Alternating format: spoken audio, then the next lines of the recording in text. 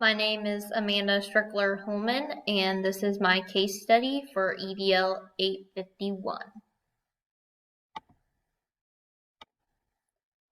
In summary, from the principal's point of view, Ms. Stevens is having trouble motivating her students and obtaining classroom management. The principal met up with Ms. Stevens where she was not open to suggestions and appeared defensive and hostile. The principal decided to go in one last time because he had to make final evaluations whether teachers should be probationary teachers should be renewed or not, and he saw that Ms. Stevens appeared to make no improvements, so he was going to suggest at the board that Ms. Stevens' contract not be renewed. Once again, he had a conference to present her with this information. She became angry and said the school had no grounds to terminate her and basically threatened a lawsuit. In summary, on Ms. Stevens' point of view, she believes she motivates students through informal discussions and doesn't believe that it's her fault that students clam up when the principal comes into her room. She believes the principal has no research that student involvement leads to classroom achievement. He hasn't given her any practical ideas to motivate her students or given her suggestions on how to improve. She believes the evaluation is unfair. It's not her that's failed. It's the school's fault as they have failed her. For legal and ethical issues, I found that, for example, a tenured teacher must be given written or oral notice of the dismissal, including the charges against him or her, as well as an explanation and supporting evidence.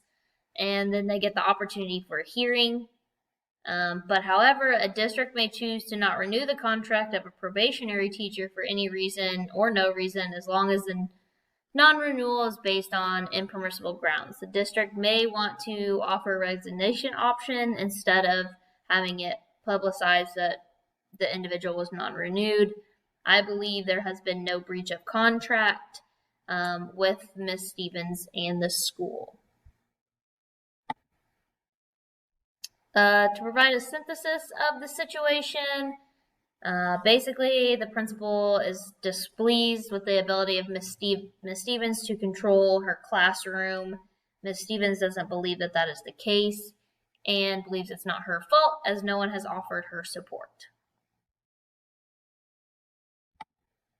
The facts: we know that the principal and Ms. Stevens are involved. We do not know the necessarily demographics of the school or the content she's teaching. That was not mentioned. But what we do know is that Ms. Stevens is prepared to fight and thinks that the evaluation is unfair and is going to challenge the decision if that decision stands. So reviewing information, I do not believe that this could be damaging to the stakeholders in any way, as I don't feel like there was a bunch of stakeholders involved. The school does have the most important stake in the outcome. I do not believe all stakeholders have been utilized. I think more should have been consulted than just the principal dealing with Ms. Stevens. He could have asked his vice principal or encouraged informal evaluations with teachers of influence or anything like that. I do believe more information could be gained. Is Ms. Stevens a beginning first-year teacher? Or has she been in the district for a little bit or had other experiences elsewhere? And if she has, maybe the previous school could have been called, just kind of following up on her behavior towards things.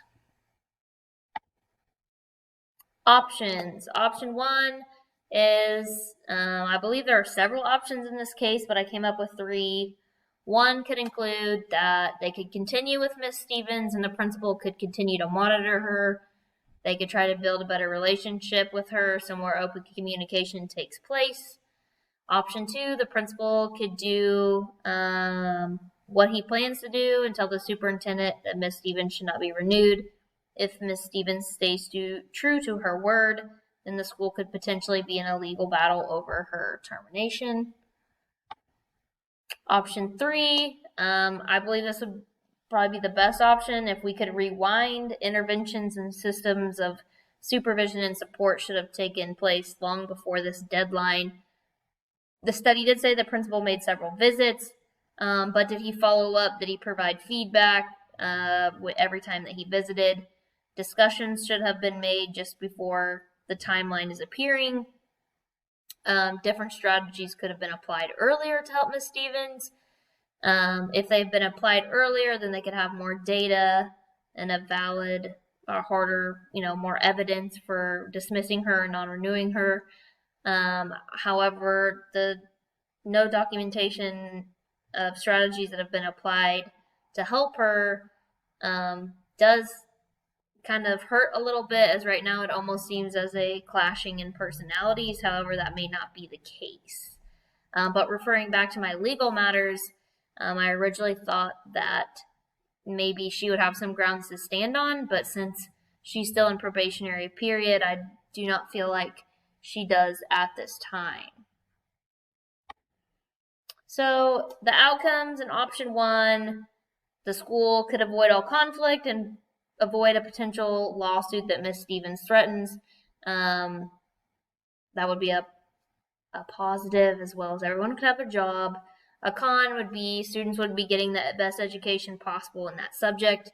Ms. Stevens and the principal's relationship could continue to be hostile. And then if Ms. Stevens doesn't improve, it would be harder to terminate her later. Option 2, students in that school, a pro, would be students in that school could have the chance to receive a better candidate to help them with student success, finding a better personality fit for the staff. A con would be, again, the threatening of the lawsuit. Maybe she thinks she has some ground there, and the superintendent or board may not support the termination, or I should say non-renewal. Probably shouldn't use termination. And other issues that could arise if the board and superintendent didn't support that. Option 3, pro, better documentation could be provided, support and help would be offered. The basis and grounds of everything would be covered better. Con, these strategies did not happen in time. Best option for all involved. At this point, I do support the non-renewal of Ms. Stevens.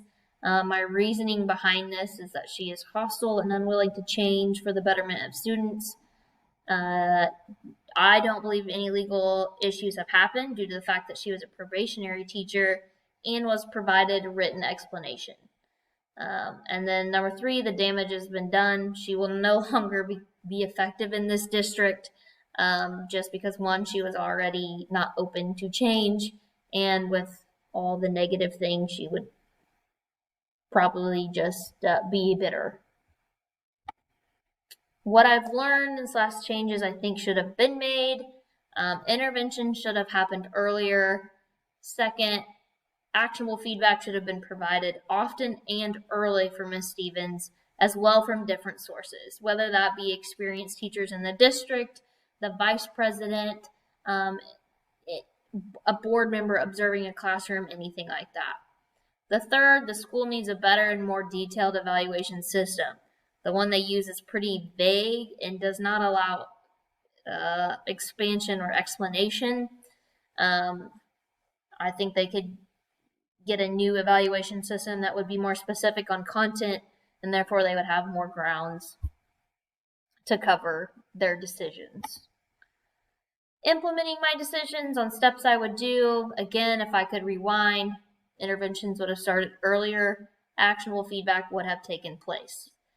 Again, that provides more documentation on the steps that have been taken.